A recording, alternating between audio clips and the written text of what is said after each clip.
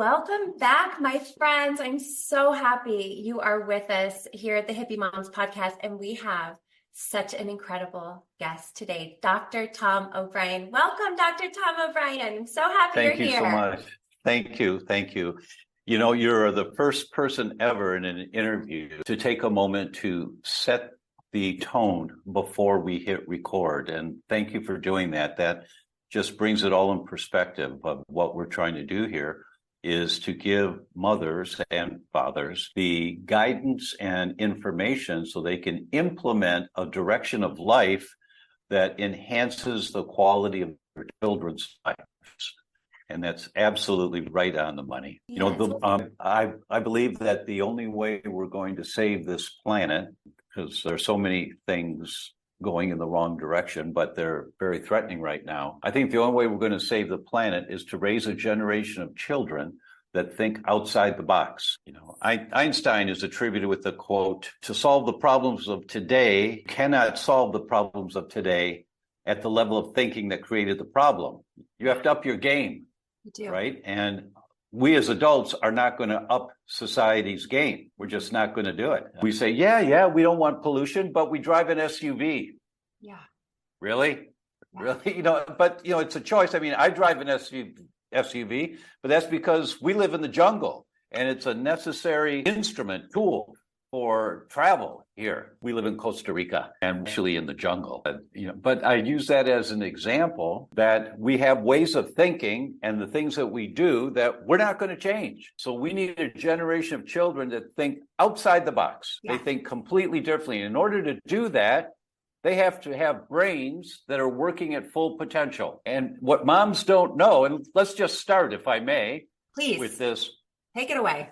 Chicago, 2016, 326 pregnant women. In the 8th month of pregnancy, they collected urine samples and tested the urine for phthalates. Phthalates are chemicals used to mold plastic, and they fall in the category of endocrine disruptors or hormone disruptors. And you know, we've heard of some of them like bisphenol A or BPA in water bottles and other sources. And they took the results of the urine test and they divided these people into fourths. The lowest amount of phthalates, the next, the third, and the highest. They followed the offspring of those pregnancies for 7 years. And when the children turned 7 years old after their birthday, the parents were contacted by the researchers and they did Wechsler IQ tests on them.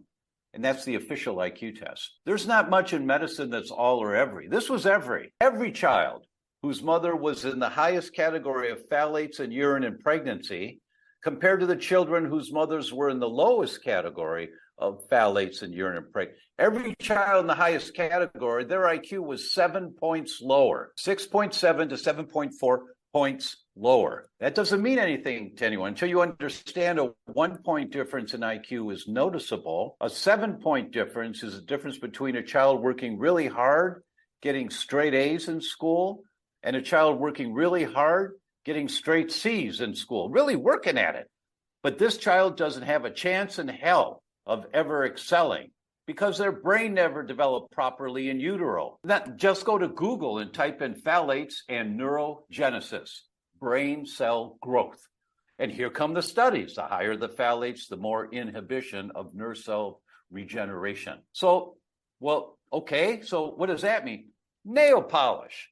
The phthalates in nail polish are in your bloodstream in 4 minutes, 4 to 5 minutes. You store leftover food in a plastic storage container in the refrigerator. The next day, the chicken's got phthalates in it from the container. You go to the coffee shop to order a coffee and you put a lid on it. The steam condenses on the underside of the lid, drips back down into the coffee full of phthalates, bisphenol A. You put that coffee cup up to your lips. The hot liquid hits the underside of the lid, tapers down to the opening, full of bisphenol A. And it's the accumulation of, because there's no evidence that the amount of exposure from nail polish or plastic containers or water bottles, there's no evidence that it's toxic to humans. Well, actually, that's not true. There is now, and we'll talk about that. But these are, and that's how they got away with this. It's called the Toxic Substance Control Act of 1976. That's still the regulating federal guidelines to introduce chemicals into the environment. And the chemical industry spends millions every year to the lobbyists to make sure nobody touches TSCA, the Toxic Substance Control. They don't touch it. They can't and at the time that it was being proposed, there was a group of people screaming, "You can't do this.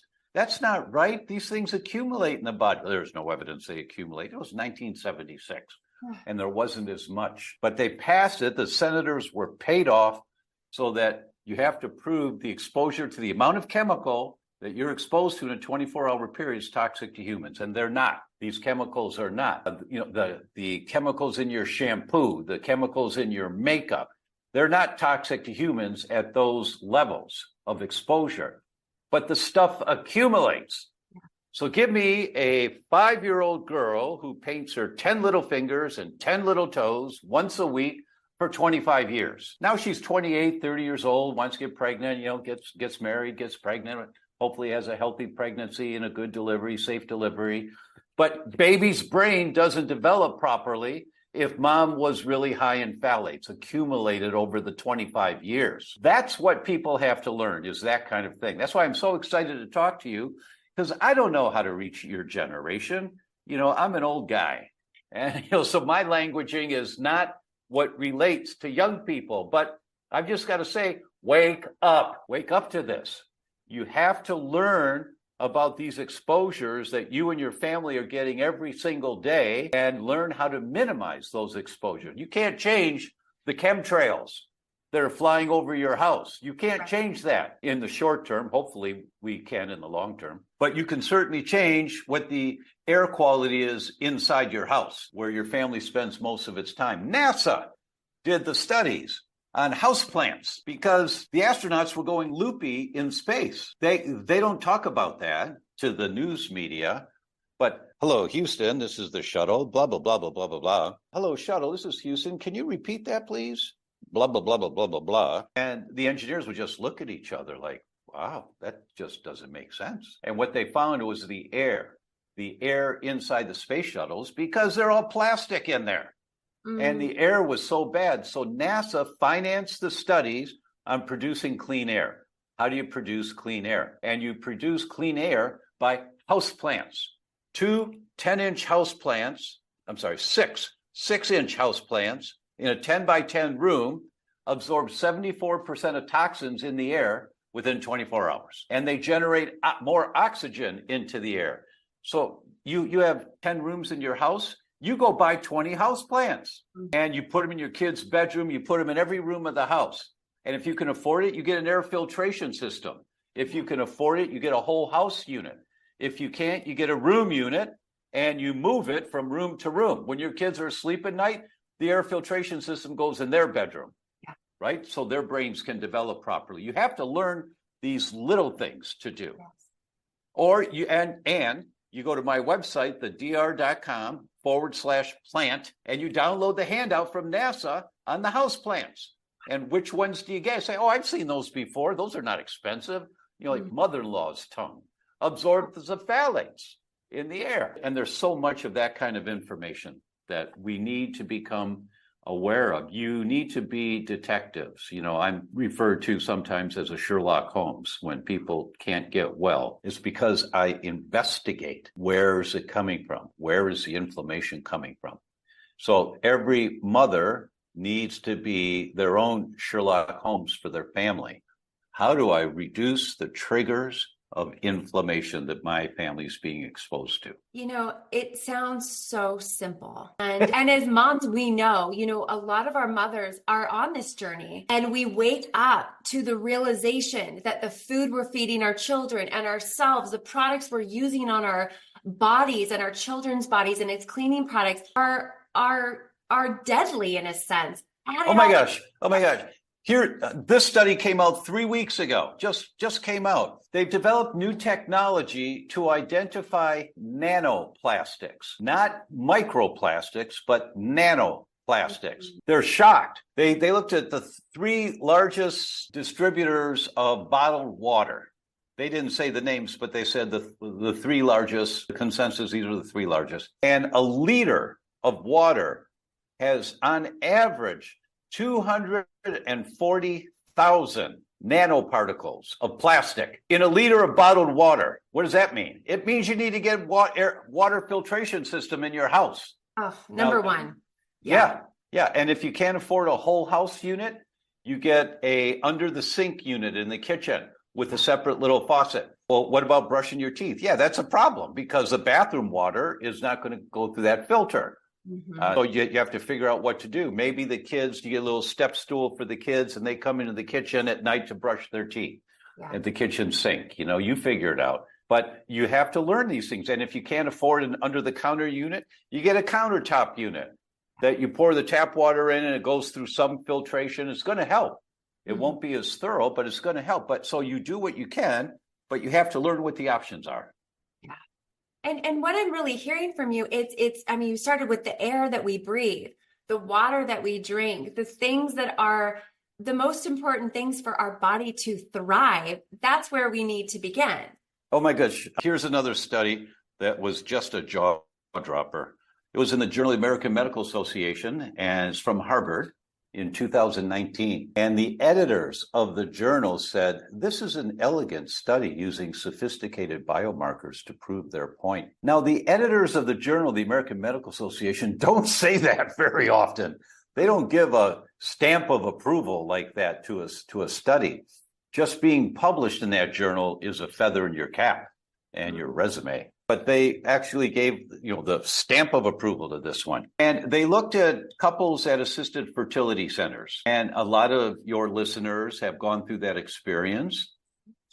And they ruled out all of the known factors that determine success or failure. Alcohol consumption, cigarette smoking, obesity, dietary choices, stress, socioeconomic class, race. They ruled all that out in an elegant way. And they looked at one thing. How many servings of fruits and vegetables is the woman eating per day? Well, okay, we all know what that's going to say. The more fruits and vegetables you eat, the better. Wrong. They divided the women into fourths, the lowest number of servings per day all the way up to the highest number of servings per day. Those that ate the highest number of servings of fruits and vegetables per day compared to those in the lowest category, those in the highest category of consumption had an 18% less likelihood of successful implantation. And if they got pregnant, they had a 26% less likelihood of a live birth. Miscarriages and stillbirths.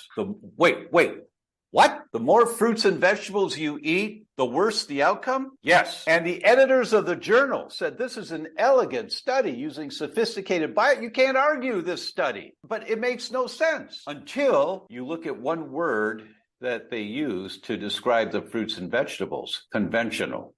There it is. They had a subcategory of women who were eating organic. And when they looked at just that category, it was the exact opposite. The more organic you eat, the better. And the good news for everyone who's, I can't do organic, it's too expensive, I can't find organic. The good news is women were put in the category of organic fruits and vegetables and had such dramatically wonderful results if they ate 3 meals a week, organic, not 3 meals a day, 3 a week. And, I talked to one of the authors of the study about it because there was nothing in the study that referred to why. But, and they say, well, we think probably if they're doing organic, a few times a week or whenever they can, they're probably using a healthier shampoo. They might be using healthier makeup, cleaning supplies. In other words, they're doing what they can to be healthy. Mm-hmm. So when you start implementing the little things that you learn today into your family's lifestyle, you start seeing results. Yeah. And the reason why this study was so dramatic is that it's the pesticides and insecticides and fungicides and antibiotics in the conventional fruits and vegetables that accumulate in a woman's body. And this is the one point that I don't have any science on what I'm about to tell you. So this is my opinion. Nothing else I'm telling you is my opinion, but this is my opinion. I think the most sensitive tissue in the body is a fertilized egg. It has no immune system. It has no way to protect itself. It's completely dependent on mom. But if mom is storing 20 years, 30 years of pesticides, insecticides, fungicides, antibiotics, diesel fumes if you live within a mile of a freeway, just a little bit every day, a little bit every day, and we're accumulating all this garbage in our bodies. Then baby is developing in a toxic soup. You need to detox for 6 months to a year before you get pregnant. And somebody out there saying, well, just take 2 bottles of this pill, within a month you're detoxed. No, you're not. That's just marketing bull to sell product. Yeah. It's going to take you 6 months or more of conscious effort to get the accumulated amount of toxins that are deep in your tissue out of your body. It's really about preparing for this child. Right. And we just haven't been told this. We exactly right. Babies don't know this. And there is this element when we find out, we get overwhelmed. Well, yeah, you're absolutely right. And here's the secret to that. And before we started recording, you showed me that you have my book, and and that you acknowledged that it was a great book for you. Thank you for that. But what's the subtitle on the cover of the book? The subtitle is Just 1 Hour a Week to the Best Memory, Productivity, and Sleep You've Ever Had. That's how you get mobilized. Yeah. You tell your family, you know what? Tuesday nights after dinner, I'm going to allocate an hour to learn a little more how we can be healthier. Don't bother me.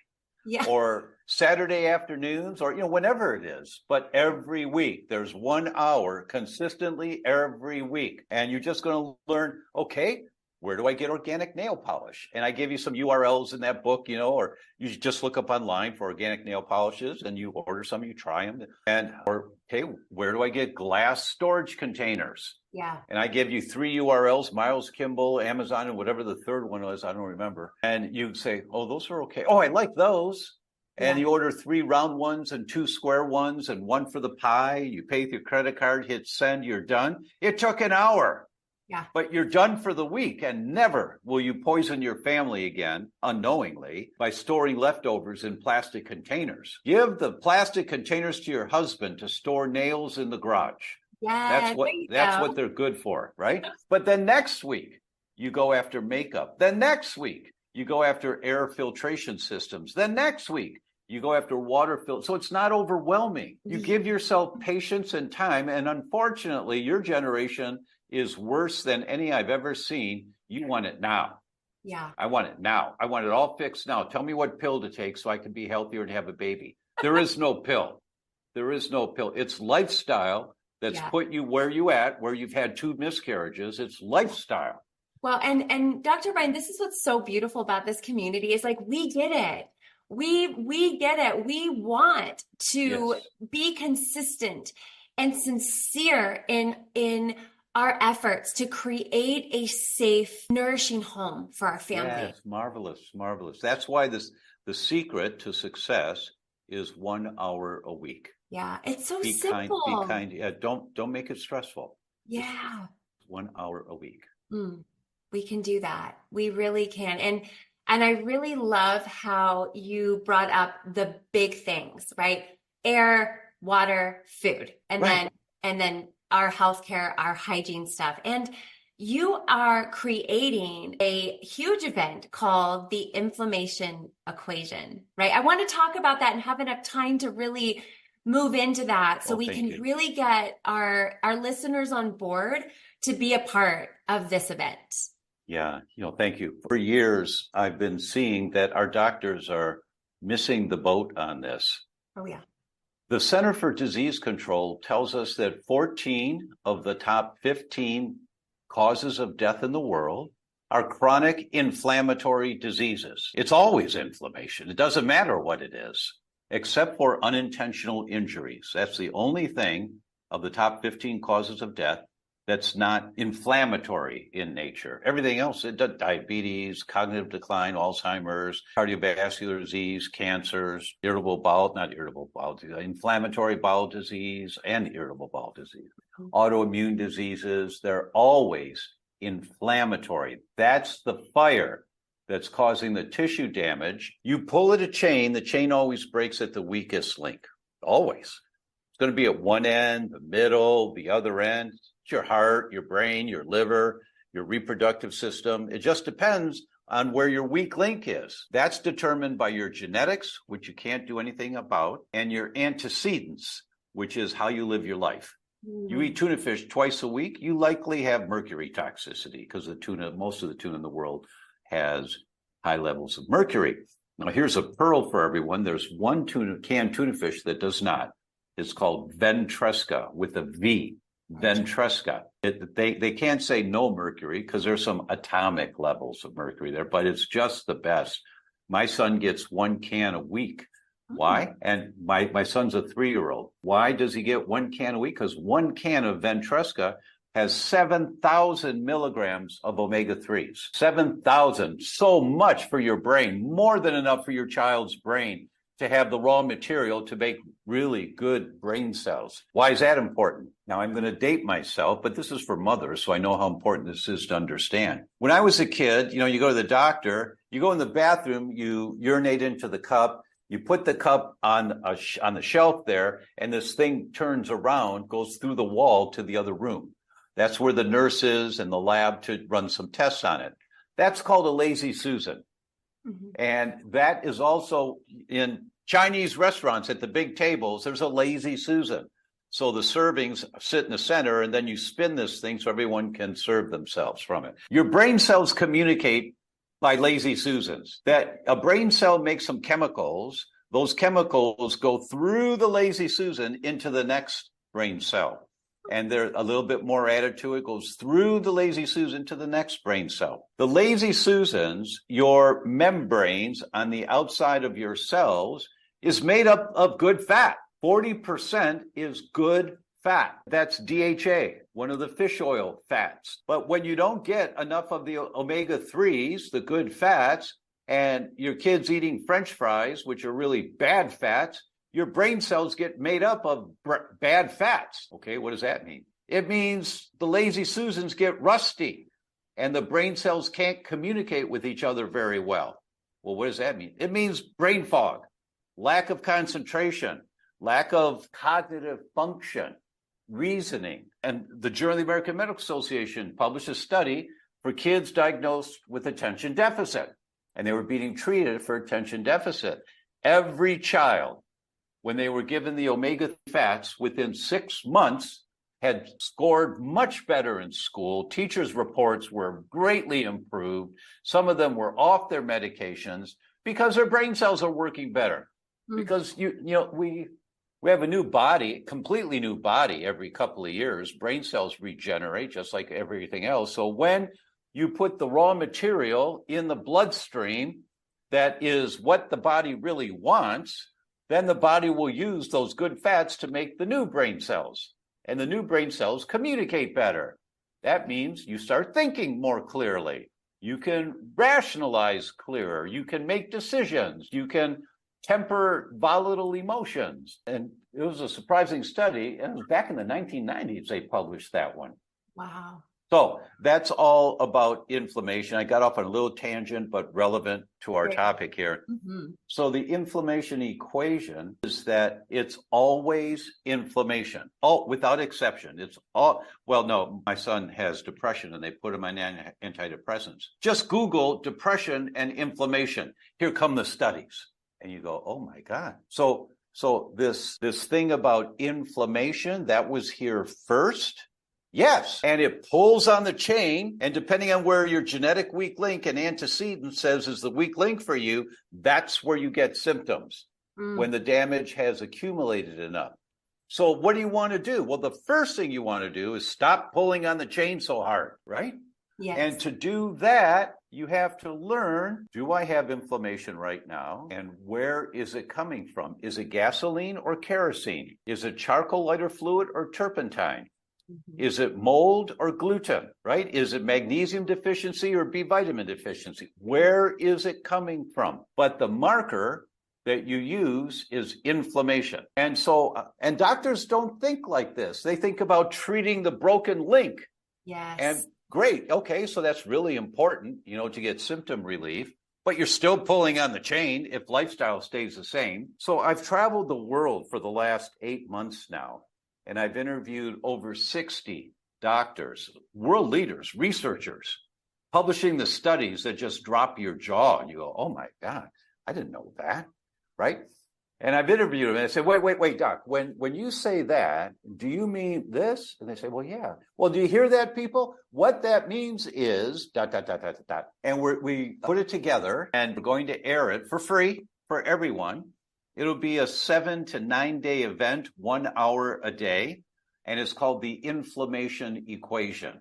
Mm-hmm. And our goal here is not just to give you all of this data, but then at the end of every day, my partner, Tom Maltera, and I are going to talk about, Tom, could you believe when Dr. Bland said that there's more bacteria in a teaspoon of poop than all the stars in the known universe? What? And then Professor Schoenfeld from Tel Aviv, Israel, told us that 36% of all the small molecules in the bloodstream are the metabolites of the microbiome. So those metabolites, they're like exhaust. You know, if you exercise, you produce lactic acid. That's the exhaust of your muscles. Mm-hmm. The bacteria in your gut produce exhaust. And 1/3 of all the small molecules in the bloodstream are the exhaust of the bacteria in your gut. So if you've got a gut that's full of bad bacteria, and we all have some, but if it's dominant, that's called dysbiosis. That's the geek word for it. But it just means you've got a whole lot of bad guys, not enough good guys, but they all produce exhaust. So the exhaust getting into the bloodstream, if it's mostly bad guys, activates the genes of inflammation. And those genes of inflammation are pulling on the chain that manifests as attention deficit, or as skin lesions and psoriasis, or as hair loss and alopecia, or as joint pain and rheumatoid. It doesn't matter. The mechanism is the same. So when our young moms understand this concept, you start becoming a hound dog. Yeah. Is this inflammatory or non-inflammatory? Mm-hmm. And when your doctors, your pediatricians make a recommendation, you say, well, is that inflammatory or not inflammatory? They're going to look at you like, what? What? You know, they don't have the paradigm. They just don't understand the paradigm. But so that's our goal. It's called the inflammation equation. Wow. It really sounds amazing. And it really is. I think that's what mothers really need, Dr. O'Brien, is we need those baby steps. We need to know that these little things that we integrate day in and day out are going to eventually matter, because you're right. A lot of us want the pill for every ill, the quick fix, but there is never going to be that. I mean, I think we've awakened to that truth. It doesn't exist. And so the only thing that truly makes a difference are these little things that we integrate. And if we can get a better understanding about inflammation, that can really help our efforts and help us, know which path to take when we're It's primary. You're right. Yeah. It's primary in your decision making for your family. It's number one on the list. Yeah. Not does it taste good or not taste good. That's all secondary. Yeah. What's important is you put nothing in that child's body that you know is going to be inflammatory. What does that mean? It means potato chips with those bad fats. And maybe you learn how to make oven-baked French fries. I mean, I remember Oprah's first cookbook back in the mid-90s or something.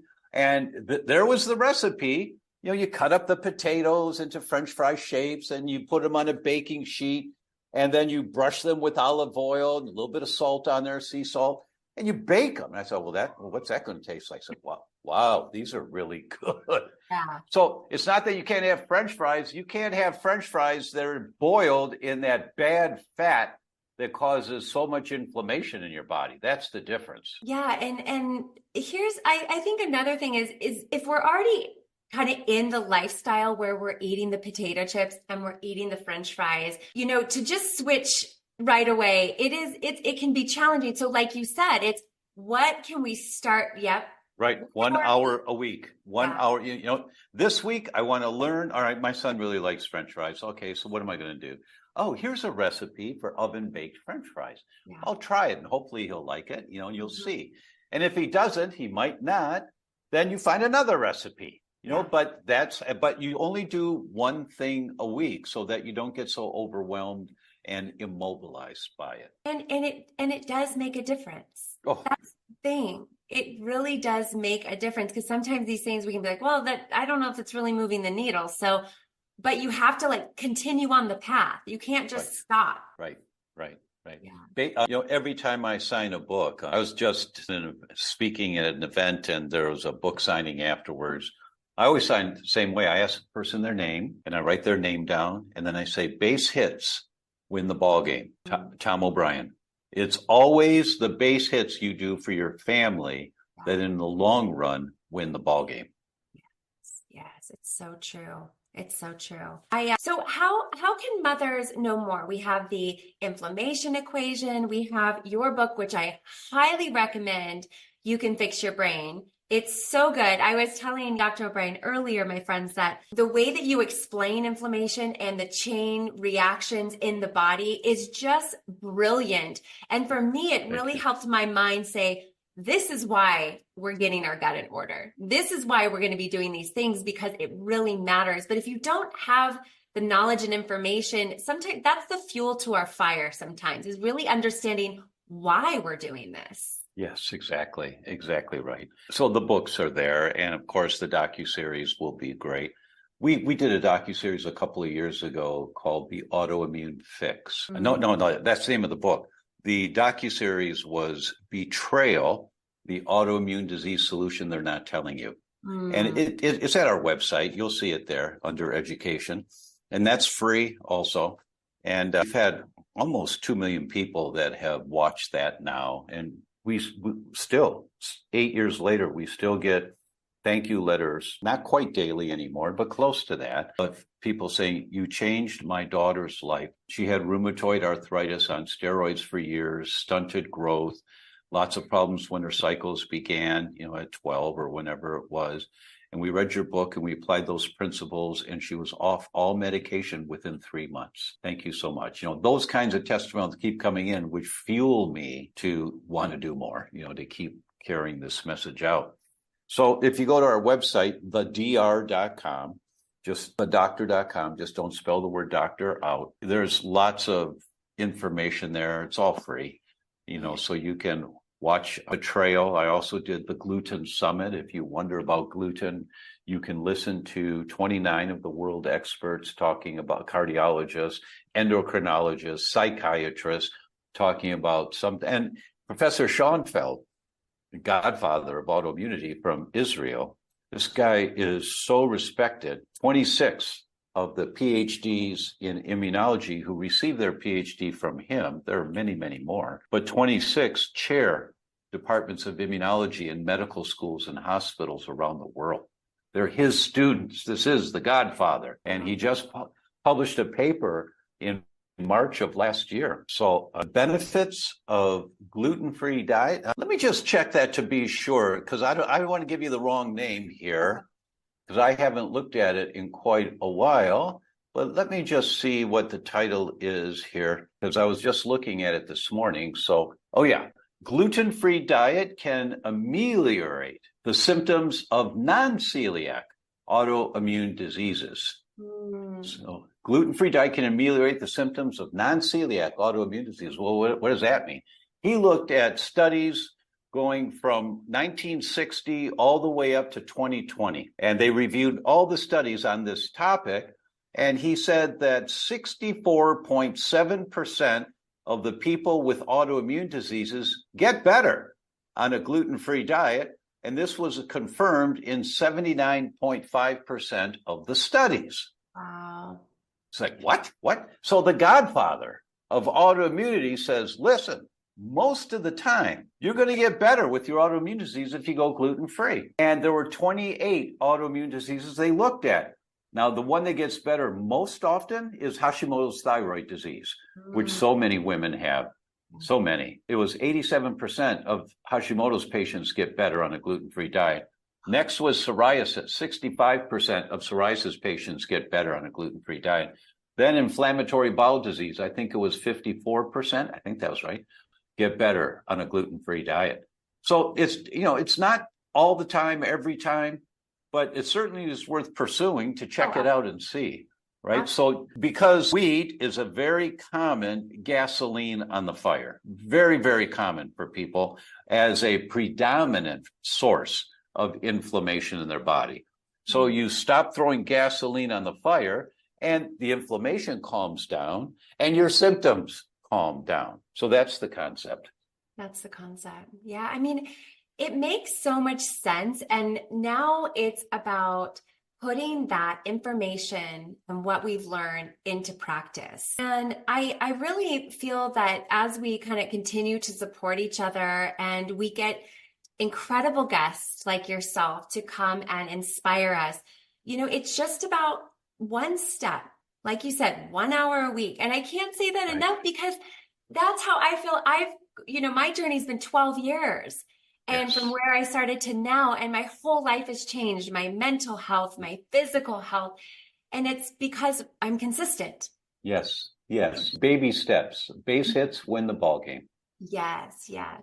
Wow, Dr. O'Brien, you're really a gift to humanity, truly. I love your work. I'll tell my wife you said that. Okay, I'm sure she'll appreciate that. I don't know you that well, but your work is phenomenal, and your books and the way that you communicate and show up. And these conversations give me hope about the world, Dr. O'Brien, because sometimes it can feel a little hopeless. Yes, I fully understand. That's why we're doing the inflammation equation, and we're doing it in a way to talk every day about what do you do with the information you just heard today. And so I hope everyone will join us. It's free. Please register for it. And I'll have the link in the show notes for them to register and get all the information they need. So. Yes, and please share it with your friends. Let me tell you one more study. Please. This one was so jaw-dropping. Let me look up one more thing so I get the numbers right on this one too. So we know that the FTO gene, the Frank Thomas Oscar gene, is a primary gene of obesity, that if you carry the FTO gene, and we get one from our mother and one from our father. And so if you carry the FTO gene and you have one of them from your mother or your father, the likelihood of you developing obesity in your life is somewhere in the 40 percentile range. I'm going to pull up the exact number here in just a moment for you. So I think it was 46%, but I'll pull it up here. Okay. But if you have both of them, one from your mother, one from your father, it's 64%. That I'm sure about, that you are likely to develop obesity in your lifetime. But if you're the friend of a friend who develops obesity while the two of you are friends, your risk of obesity is 171%. What? Exactly. It's like, what? Yeah. I've got to show you this one. I mean, it's just so unbelievable. Wow. It was a paradigm shifting study, because what it tells us is that mindset, how we implement the things that we learn is critically important in how our bodies function. That it's what you think, who you surround yourself with, it all has a role to play. And the reason I'm telling you that is that when you register for the inflammation equation, if you invite your friend, your good friend, hey, how about if you register for this so that we can talk about it together? And it would be, here's a study. Yeah, the risk that the friend of an obese person would be obese was 20% higher within the network. And you had to go to the 4th degree of separation before there wasn't an increase. Oh, wow. That's called network medicine. And they say the growing interest in interconnectedness has brought into focus an often ignored issue. Networks pervade all aspects of human health. And then they talk a lot about that, but it's 171% versus 64% if you have both genes. So invite a friend to watch this with you so that you then can talk about it afterwards. Well, could you believe that? I didn't know that. And I'm going to look into that. Well, you look into that, and I'll look into glass storage containers. So you look into that and share with me, and I'll look into this. So when you have a friend and you're working together, it really is a rising tide lifts all boats. right? Amen. Yeah. So you help to lift each other to raise healthier families and bring more children into this world who can save the planet. Yes, and that's what we are about. You've really just hit the nail on the head, and we are linking arms and we're keeping each other on the path back to how humans are designed to live, are Right. designed to be free and healthy and playful and fun, not depressed and fat and constantly hungry and mentally ill. It's time. And I know everyone in their hearts is ready for this shift. May I give you one more piece of information here? Absolutely. It's our God-given right to be joyous and to have a healthy, vibrant, dynamic body. We've been brainwashed into thinking when there's something out of balance, take a pill. Yeah. And that has made the pharmaceutical industry hundreds of billions of dollars. And they're really happy because people all think, what do I take? Yeah. But if you just think about it, it doesn't make any sense. You don't have a deficiency of Adderall. Well, I function better with Adderall. Well, that's good. That's good if you have symptoms. And do you know why they give Ritalin and Adderall to kids? There's only one reason. And as you may know, it's speed. Why do they give speed to a kid? Wait a minute. Well, no, it slows him down. He can sit in the classroom when he's on his medication. Why do they give speed to a child? I had 13 cars in undergraduate school, all less than $100. I had no money, absolutely no money. So you buy a car for $75. When it dies, you just take the plates and get a new car, right? And many of those cars needed a tune-up. And I'm not going to pay for a tune-up. It costs more than a car. Right. So when I'd come up to a red light, sometimes the car would stall because it was so out of balance. It would stall. Humans stall. They get symptoms. They get disease. It's stalling. So what do you do at a red light to keep a car from stalling? You put the clutch in and you rev the engine. You're not hot rodding. You're just making sure it doesn't stall. Or you put it in neutral and rev the engine. Light turns green. You drop it and drive and off you go. When children have attention deficit, you give them speed and it brings their brain up to more normal function. It's pushing through because their brain cells don't communicate very well because the kids got the wrong fats growing up. So their brain cells are rusty, lazy Susans. And you give them speed and it pushes through. Now they can think a little bit more. Now they're a little more grounded. Now that's counterintuitive. Why would you ever give speed? But that's why. So the car doesn't stall at the red light. Because when the kid doesn't have adequate brain cell communication for one reason or another, they stall in school. They're hyperactive. They can't sit still. They're doing all these crazy things. That's brain stalling. So if you need the medications, you take them, but you also tune up the engine. Yes. Right. Yes, absolutely. I would love to leave this conversation with inspiration and what I'm really called to, and I want to get your feedback on this is the innate capability for our bodies to heal. Can you speak around that, our ability that when we're given what the body needs, that it can do what it needs? And so even though we have all these symptoms now, let's just a mother with Hashimoto, she has skin issues, and she's just like, I don't know. But for her to know that her body knows, it just needs the right things. Do you believe really in that? Yeah, of course. Of course. The human body is always in a state of reproduction. Yeah. You have an entire new body every couple of years. Some cells regenerate very quickly within a couple of days, some slower, but they all regenerate. So if your thyroid's functioning on a 1 to 10 scale, your thyroid's functioning as a 5.2, I'm making up the number, but not very well, and you've got cold hands and feet, hard to get up in the morning, wish you had 20 more minutes in bed, can't lose that last couple pounds even if you don't eat for 3 days, you have a sluggish thyroid. But when that cell reproduces, because every cell reproduces, what's it going to reproduce? It's going to reproduce a 5.3 because the environment around the cell. If you ever back out of a driveway and you say, the car's going back, we say, well, what's wrong with this car? It's not moving the emergency brake. And you let go of the emergency brake and then you back up just fine. Yeah.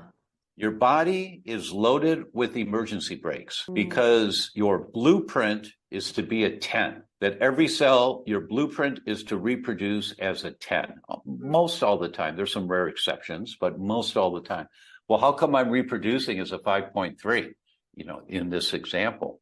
It's the environment around the cell. That's called the epigenetics around the cell. And when you clean up the environment around the cell, by stop throwing gasoline on the fire, when you clean up the environment, you reproduce as a 5.4, and then that cell functions as a 5.4, and then a 5.5, and that cell functions as a 5.5, and then a 6.2, and then a 7.1. All of a sudden, you're off your thyroid medication because you're doing great.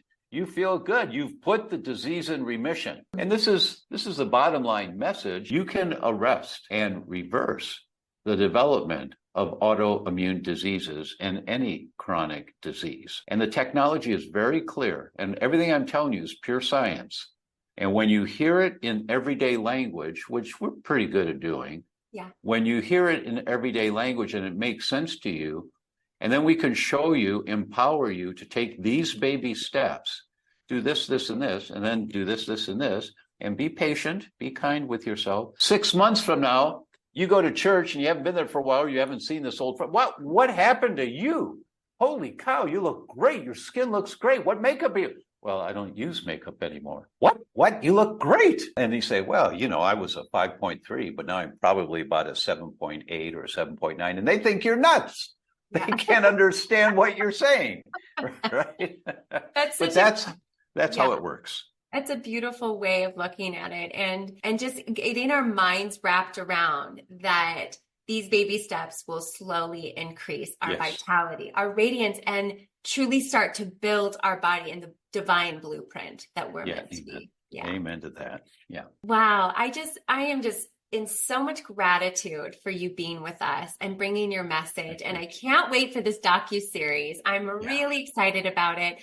I'm going to make sure, this is airing right before it. So we're making sure everyone knows that this is coming, and it starts, what is it? March 20th. March 20th. Awesome. Okay. So we'll make sure we get everyone signed up. And Dr. Tom, thank you so much for being with us. Thank you very much. It's a real pleasure to be with you, and Godspeed to all of you for your family's health journey. Thank you. Thank you so much. All right, everyone. We're going to catch you in the next Hippie Moms podcast. Make sure you check the show notes. See you soon. Bye.